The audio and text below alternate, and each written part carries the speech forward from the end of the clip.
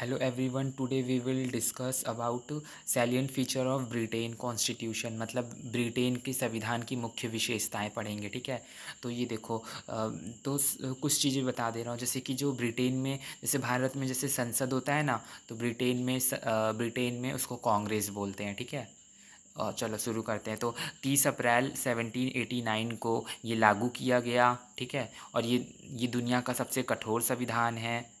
और जब नए विश्व के बाद ये संविधान बना है। ठीक है, अब इसकी पहली विशेषता हो जाएगी, यहाँ पे जो कानून है वो सर्वोच्च है। ठीक है, मतलब कानून के ऊपर यहाँ पे कोई नहीं है। दूसरा हो जाएगा, ये एक लिखित संविधान है। मतलब देश चलाने के सारे नियम ना लिखित रूप से संविधान में लिखे गए हैं। ठीक है, और यहाँ पे न्यायिक पुनरावलोकन भी पाया जाता है, राज्य के स्वरूप भी हैं, नागरिकों के अधिकार भी हैं, शक्तियों का पृथक्करण भी है।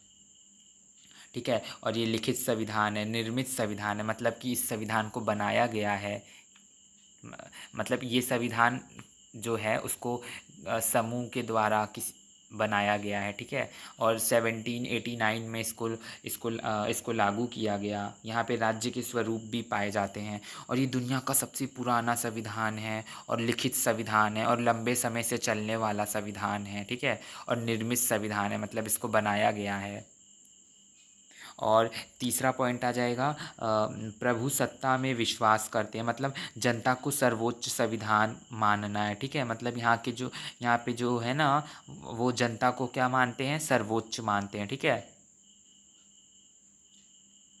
मतलब यहाँ पे जो जनता है वो क्या है, सर्वोच्च है, जनता सर्वोच्च है। चौथा आ जाएगा, छोटा संविधान है ये। ठीक है, स्मॉल संविधान, मतलब ये 12 पेज का मतलब 10 से 12 पेज का संविधान है ये। मतलब आप ना एक बहुत छोटी सी हथेली के बराबर की 192 पेजेस की लगभग छोटी सी एक संविधान उसमें लिखा गया है। जब आप उसको छपवाओगे ना, मतलब नॉर्मल पेपर में जब हम इसे छपवाएंगे ना, तो 10 से 12 पेज का संविधान है ये। ठीक है, और ये विश्व का ना सबसे छोटा संविधान माना जाता है। और इसमें देखो 4000 वर्ड इसमें हैं कुल, मतलब 4000 शब्द हैं लगभग। और ठीक है, और 30 मिनट में आप इसको पढ़ सकते हो, इसके संविधान को। और इसमें टोटल 7 अनुच्छेद हैं, मतलब 7 आर्टिकल। ठीक है, और 7 अनुच्छेद हैं। ठीक है, और 7 धाराएं। आज तक टोटल 27 संशोधन हुए हैं। ठीक है, मतलब आज तक टोटल 27 संशोधन हो चुके हैं इसके संविधान में। ठीक है, और 7 अनुच्छेद हैं। फिर अगला आ जाएगा पांचवा पॉइंट, लोकतांत्रिक। ठीक है, लोकतांत्रिक है, यहाँ पे जो है वो लोकतांत्रिक है। फिर छठवां पॉइंट आ जाएगा, शक्ति जनता में निहित होती है। यहाँ पे जो शक्ति है वो जनता में निहित होती है। ठीक है, और सातवां पॉइंट आ जाएगा, संविधान को सर्वोच्चता है। मतलब संविधान जो है यहाँ पे वो सर्वोच्च है, मतलब सबसे ऊपर है संविधान। ठीक है, इसका कोई उल्लंघन नहीं कर सकता, जो यहाँ का संविधान है उसका कोई उल्लंघन नहीं कर सकता है। फिर आठवां पॉइंट आ जाएगा, यहाँ ये जो संविधान है वो काफ़ी कठोर है, मतलब इसमें संशोधन करना, संविधान में बदलाव लाना बहुत मुश्किल है। ठीक है, नौवां आ जाएगा, अध्यक्षात्मक शासन प्रणाली है यहाँ पे। ठीक है, मतलब कि सरकार के विभिन्न अंग में अधिकार विभाग की व्यवस्था होना। ठीक है, मतलब ये कि जो सरकार के जो विभिन्न अंग हैं उनमें जो अधिकार होंगे उसका विभाजन होता है। ठीक है, उसके विभाजन की व्यवस्था होती है। कार्य कार्यकारिणी अध्यक्ष का कार्यकाल निश्चित होता है यहाँ पे। देखो, अध्यक्षात्मक शासन व्यवस्था में क्या हो जाएगा, एक कार्यपालिका होती है और एक व्यवस्थापिका। तो कार्यपालिका का प्रधान जो होता है वो राष्ट्रपति होता है। ठीक है, अब 10वां आ जाएगा, सदनात्मक व्यवस्था पाई जाती है। मतलब कि मतलब कि ना संपूर्ण शक्ति जो होगी वो केंद्र और राज्य सरकार के बीच में बटी होती है यहाँ पे। ठीक है, मतलब जो शक्तियाँ होती हैं वो केंद्र और राज्य सरकार के बीच में बटी होती हैं। सदनात्मक व्यवस्था का मतलब होता है कि कुछ राज्य देश मिलकर एक केंद्र सरकार बनाते हैं, फिर कुछ कानून केंद्र को दे दिया जाता है। ठीक है, मतलब कि जो ब्रिटेन है वो 50 राज्यों से मिलकर बना है। मतलब 50 देश पहले ब्रिटेन में, मतलब छोटे छोटे देश थे 50, वो सब मिलकर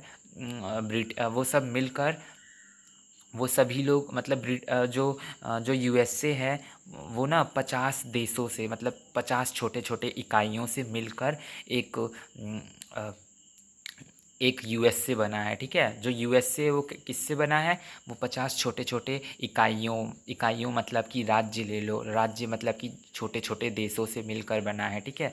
और जब ये बना था ना उस समय टोटल जब ये बना था उस समय टोटल 13 सदस्य मतलब 13 ही राज्य थे, मतलब 13 राज्य थे उस समय टोटल।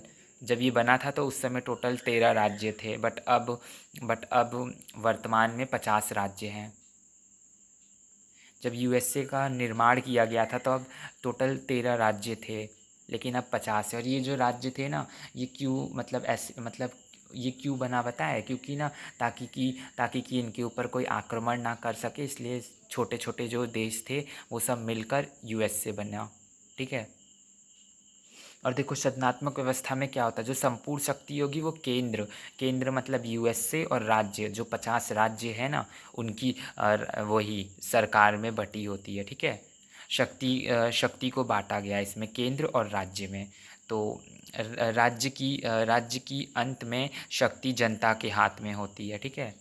फिर 11वां पॉइंट है स्वतंत्र न्यायपालिका है यहाँ पे, मतलब यहाँ पे जो न्यायपालिका है वो स्वतंत्र है, क्योंकि जो यहाँ की जो न्यायपालिका है उसको न्यायिक पुनरावलोकन है, मतलब कि जो न्यायिक पुनरावलोकन का मतलब क्या है, जो न्यायपालिका है ना वो अगर कोई भी अगर अगर कांग्रेस ने कोई भी गलत कानून बनाया ना तो वो उसको हटा सकती है। अगर कांग्रेस ने कोई संसद के विरुद्ध मतलब अगर कांग्रेस जो है उसने कोई ऐसा कानून बनाया जो संविधान के विरुद्ध है, तो न्यायपालिका उसे न्यायिक पुनरावलोकन के आधार से हटा सकती है, ठीक है।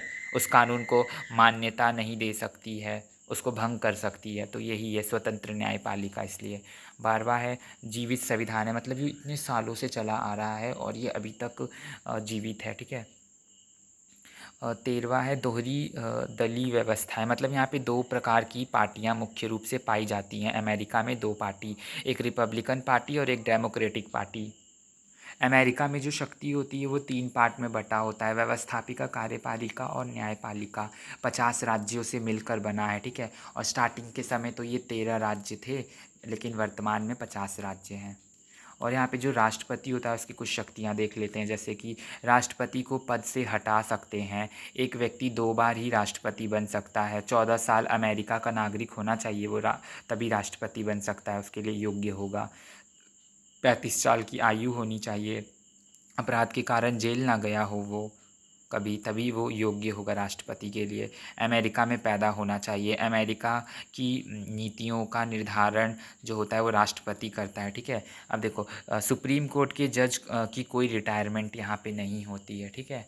और यहाँ पे 14वां पॉइंट आ जाता है गणतंत्र प्रणाली यहाँ पे पाई जाती है,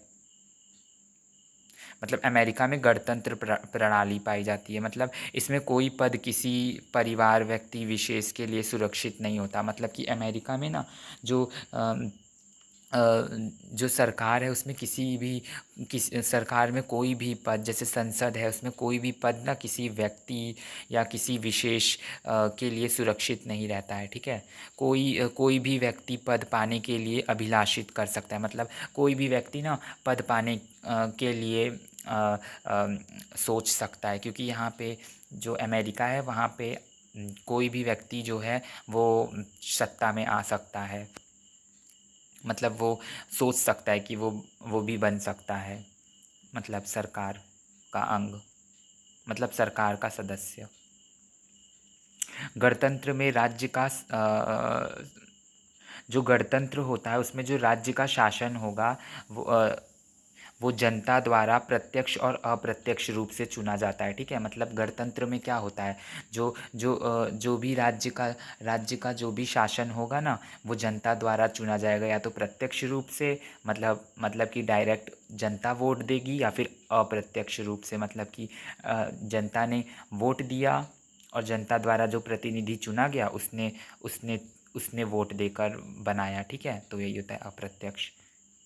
और 15वां आ जाएगा लोकप्रिय संप्रभुता पर आधारित है, मतलब कि जन मतलब प्रतिनिधि, मतलब हम अमेरिका के लोग, ठीक है। मतलब ये कहा गया है कि जो अमेरिका है वो लोकप्रिय संप्रभुता पर आधारित है, ठीक है।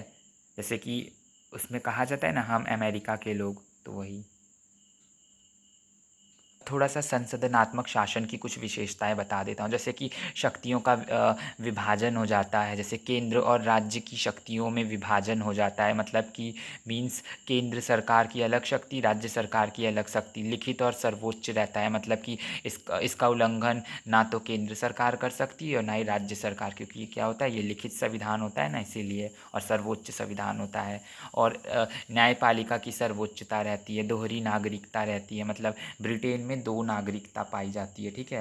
तो इसीलिए कहा गया, मतलब जो ब्रिटेन है वहाँ पे दो नागरिकता पाई जाती है, एक तो राज्य की नागरिकता हो जाएगी और एक केंद्र की नागरिकता, ठीक है। मतलब एक जिस देश के हैं उसकी नागरिकता, और और एक यूएसए की नागरिकता, ठीक है। मतलब एक इकाई की नागरिकता और एक सद की नागरिकता।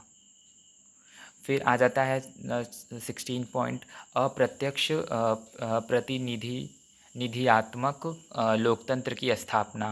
अप्रत्यक्ष प्रतिनिधियात्मक लोकतंत्र की स्थापना मतलब कि अप्रत्यक्ष, मतलब कि जनता अपने प्रतिनिधियों का चुनाव करेगी, फिर वह प्रतिनिधि जो होते हैं वो जनता के नाम पर शासन करते हैं, ठीक है। मतलब कि अप्रत्यक्ष में क्या होता है, जो जनता होती है वो अपने प्रतिनिधि का चुनाव करती है, फिर वह प्रतिनिधि जो होगा वो जनता के नाम पर शासन करेगा, ठीक है। फिर वह प्रतिनिधि जनता के नाम पर शासन करे। फिर 17वां पॉइंट आ जाएगा न्यायिक सर्वोच्चता है। मतलब बता दिया है पहले भी, मतलब जो सर्वोच्च न्यायालय है उसको सर्वोच्च है, ठीक है। मतलब सर्वोच्च न्यायालय की सर्वोच्चता है, मतलब जो सर्वोच्च न्यायालय है वो टॉप पर है। मतलब यह संविधान की व्याख्या और रक्षा करती है, कौन, सर्वोच्च न्यायालय, ठीक है। जैसे न्यायिक पुनरावलोकन बताया था ना, उसके द्वारा। मतलब एग्ज़ाम्पल में दे दे रहा हूँ, मतलब एग्ज़ाम्पल, जैसे राष्ट्रपति अगर कोई आदेश देता है, कांग्रेस कानून या फिर कांग्रेस कोई कानून बनाती है और यह कानून अगर सही नहीं है तो जो सर्वोच्च न्यायालय है ना वो इसे रद्द कर सकती है न्यायिक पुनरावलोकन के आधार पे, ठीक है। और 18वां पॉइंट है दोहरी नागरिकता, ये मैंने बता दी है। एक तो केंद्र की आ जाएगी, और केंद्र जैसे यूएसए का आ गया नागरिकता, और एक राज्य की, जिस राज्य के हैं, मतलब उन 50 राज्यों में से आप जिस राज्य के हैं उसकी नागरिकता, जहाँ पे पैदा हुए हैं आप। फिर 19वां आ जाएगा शक्ति पृथक्करण तथा नियंत्रण और संतुलन का सिद्धांत यहाँ पे मिलता है। मतलब कि जो सरकार है उसके 3 अंग होते हैं, कार्यपालिका, व्यवस्थापिका और न्यायपालिका। और ये तीनों अंग जो होंगे ना वो एक दूसरे से अलग रहकर कार्य करते हैं, और कोई भी एक दूसरे के कार्य में इंटरफेयर, हस्तक्षेप नहीं करेगा, ठीक है। तो उसी को शक्ति पृथक्करण कहते हैं। और नियंत्रण और संतुलन में क्या होता है, ये जो तीनों सरकार के अंग होंगे वो एक दूसरे पर इस प्रकार से नियंत्रण रखते हैं कि कोई भी अंग एक दूसरे पर अपनी मनमानी ना कर सके, ठीक है। फिर 20वां पॉइंट है सीमित शासन, ठीक है। तो निष्कर्ष में लिख सकते हैं कि अमेरिका का जो संविधान है वो काफ़ी ज़्यादा छोटा संविधान है, और जीवित संविधान है, और कठोर संविधान है, ठीक है। तो ऐसे निष्कर्ष लिख सकते हैं। I hope you all are understand. Radhe Radhe.